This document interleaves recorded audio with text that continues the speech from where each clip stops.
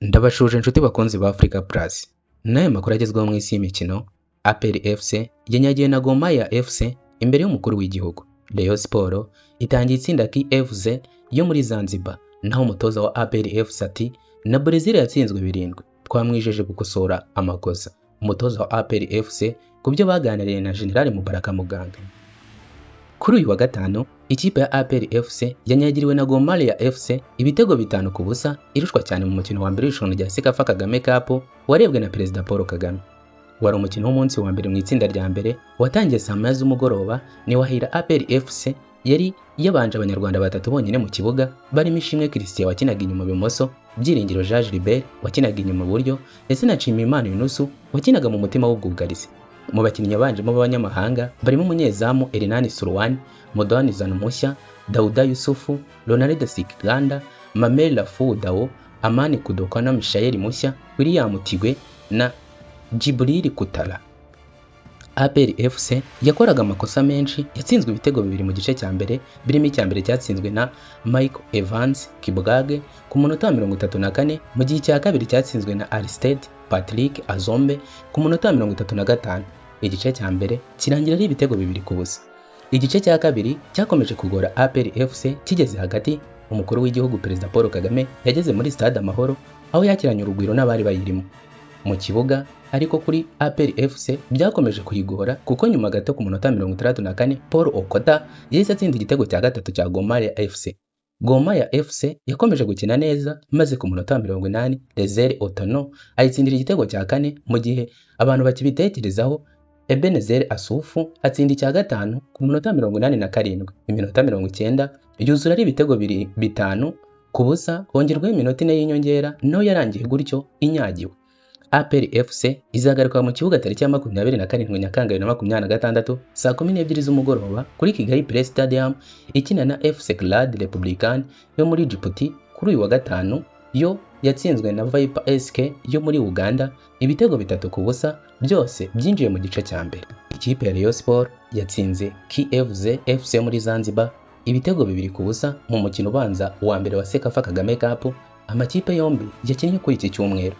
Ni umukino wabereye kuri Stade Amahoro i Remera, maze igice cya mbere kirangira Rayon Sport iteye amashoti 8 yari arimo 2 yakanaga mu izamu, yihariye umukino ku ijanisha rya 60%, mu gihe Kivu FC yateye amashoti 2 yari arimo 1 rigana mu izamu, rimwe ryagiye hanze y'umupira ku ijanisha rya 40%, ariko amakipe yombi anganya ibitego ubusa ku busa.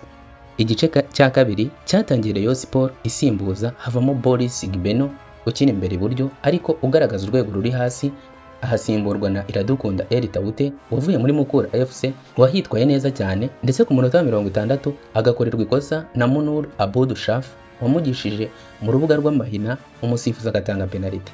Iyi penalty rutahizamu Junior Kamen nawe mushya wari winjiye muri iki kibuga ku munota 57 asimbuye Nizeyimana Mubaraka yayiteye neza, ayinjiza mu izamu rya Kivu FC ryari ririnzwe na Hamad Ubwa. Hamadi wagiye ibumoso bwe, umupira wagiye iburyo bwe, maze Rayon Sport iyobora umukino n'igitego 1 ku busa. Rayon Sport yakomeje gukina neza igice cya kabiri. Ku munota 67 yongera gusimbuza, ikuramo Ibrahim Jingali nawe mushya ukina hagati mu kibuga, yugarira ishyiramo Muhoza Dani wari ugiye guhita akina ibumoso imbere. Uyu musore wavuye muri Etoile de l'Est muri iyi mpeshyi, mu gihe 2025-2026 yakinaga mu cyiciro cya kabiri, yatsinze igitego cya mbere muri Rayon Sport akina mu irushanwa ku munota 79 ahawe umupira na kapiteni Nshimiyimana Emmanuel Kabange wari ku ruhande rw'iburyo hagati mu kibuga. Rayon Sport yakomeje gukina neza, ari nako abakunzi bayo bakomeza kuryoherwa, maze iminota 90 irangira hongereweho ine, nayo yarangiye ikipe ibonye intsinzi ya mbere muri Sekafa Kagame Cup 2026. Iyi kipe muri rusange muri uyu mukino yateye amashoti 18 arimo 5 agana mu izamu, yiharira umupira ku ijanisha rya 59, mu gihe Kivu FC yo muri Zanzibar yawihariye ku ijanisha rya 41 igatera amashoti 4 arimo 2 agana mu izamu.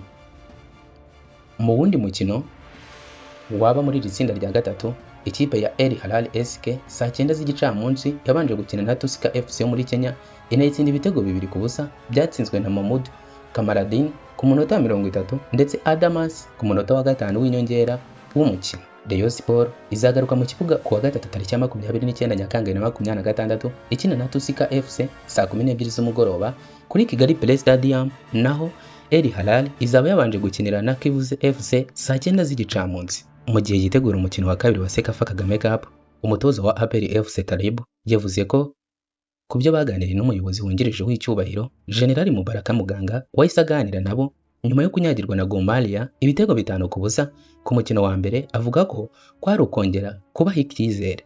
Ibi uyu mutoza yabigarutseho kuri iki cyumweru mu kiganiro n'itangazamakuru gitegura umukino bazakina na FC Glad Republican kuri uyu wa mbere saa 12 z'umugoroba kuri Kigali Play Stadium, aho yavuze ko uyu muyobozi yabaganirije abazaburira icyizere. Gusa Talib Abdulrahman anongeraho ko gutsindwa ibitego byinshi na Brazil byayibayeho iri mu rugo. Yagize ati, ndashimira General Mubaraka Muganga waje kureba ako kanya nyuma y'umukino kugira ngo azamurire ikipe icyizere kuko yakinnye ruhago arayizi. Dore igitekerezo cye ni ukugira icyizere kuko intsinzwe ni kimwe mu bigize ruhago. Brazil yatsinzwe 7-1 mu rugo mu gikombe cy'isi cya 2014. Mu giheruka hari amakipe yatsinzwe 5-0. Talib yakomeje avuga ko gutsindwa ibitego byinshi bidasobanuye ko ari intege nke, ahubwo ari amakosa akosorwa n'uwo muhanganye kandi aricyo kiba ikinyuranyo. Gusa avuga ko bijeje General Mubaraka Muganga ko bazatanga byose kuri uyu wa mbere. Yagize ati, ntabwo ari uko ari imyantege nke, ahubwo ni amakosa kandi nicyo ubunararibonye aricyo. Ikipe gufatirana amakosa yawe nicyo kinyuranyo hagati y'ikipe n'indi. Rero yavuganye n'abakinnyi, yanavuganye nanjye byihariye kuri twe n'imbaraga, kandi icyo twamwizeza nuko tuzatanga ibishoboka byose ku mukino tuzakinisha. Kugeza ubu APR FC mu itsinda ryayo rya mbere iri ku mwanya wa nyuma, aho nta nota na rimwe ifite, ahubwo ifite umwenda w'ibitego 5, mu gihe itsinda riyobowe na Gor Mahia FC rifite amanota 3 rinazigamye ibitego 5.